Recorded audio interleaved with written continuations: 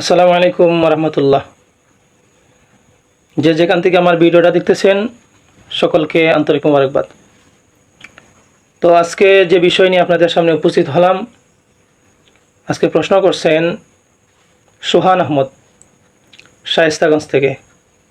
তার প্রশ্ন হলো, কাঁকড়া খাওয়া জায়েজ কিনা এবং কাঁকড়া ক্রয় বিক্রয় ইসলামে কতটুকু সমর্থন করে।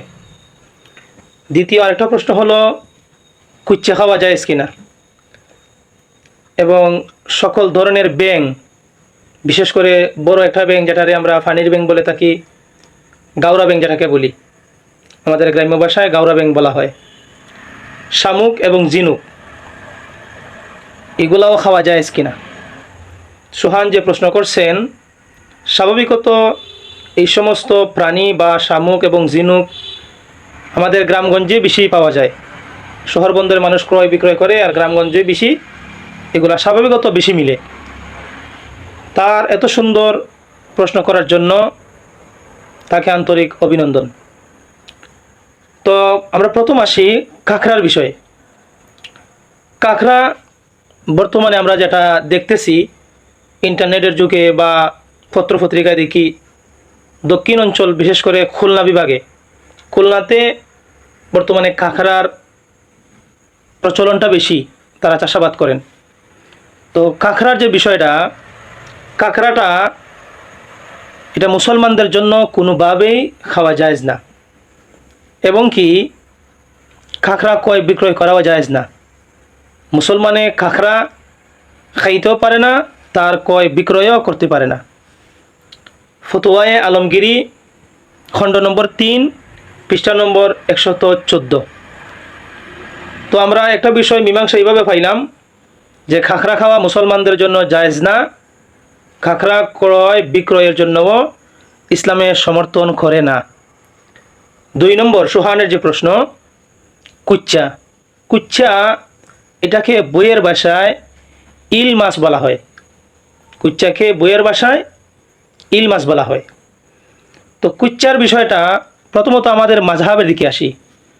আমরা যে মাযহাবের অনুসারী, বিশেষ করে বাংলাদেশের মধ্যে বেশিরভাগ প্রায় 90% মানুষই, বা এর চেয়ে বেশিও বলা যায় মুসলমানদের মধ্যে 90%ই ধরা যায় যারা হানাফি মাযহাবের অনুসারী।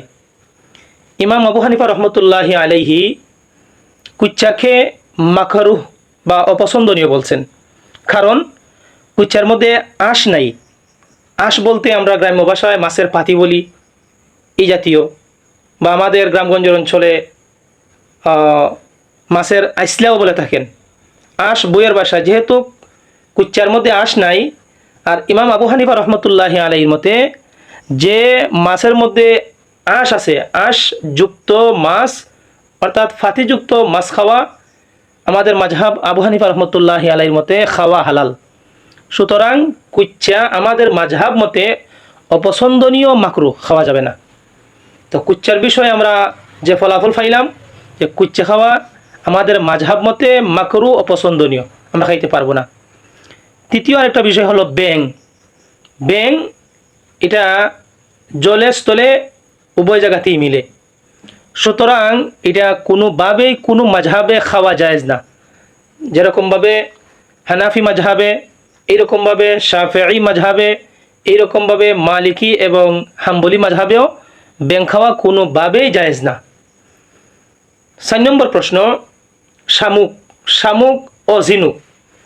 আবু হানিফা রহমতুল্লাহি আলাইহির মতে শামুক এবং ঝিনুক মাকরুহ, এগুলা নাপাক শ্রেণীর অন্তর্ভুক্ত।